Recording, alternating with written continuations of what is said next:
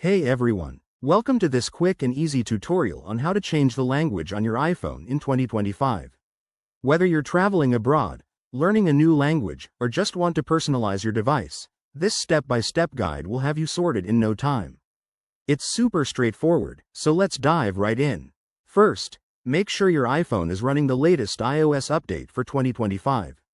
This ensures you have access to all the newest features and a smooth experience.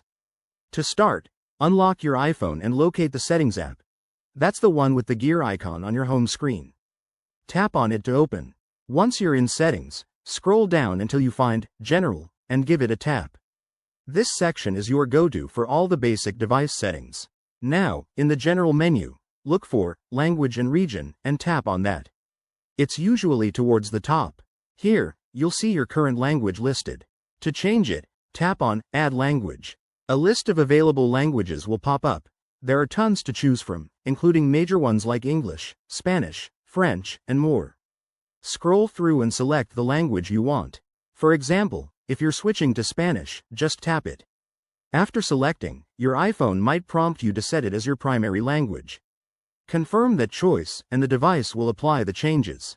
It could take a second or even restart automatically. Once it's done, everything on your iPhone, from menus to apps, will be in the new language. If you encounter any hiccups, like the language not sticking, try restarting your phone or checking for updates in Settings, General, Software Update. That's it. You've successfully changed your iPhone's language. This feature is a game changer for global users, making your device feel more personal and accessible. Thanks for watching. If this helped you, hit that like button and subscribe for more tech tips and tutorials. Drop any questions in the comments below, and I'll see you in the next video.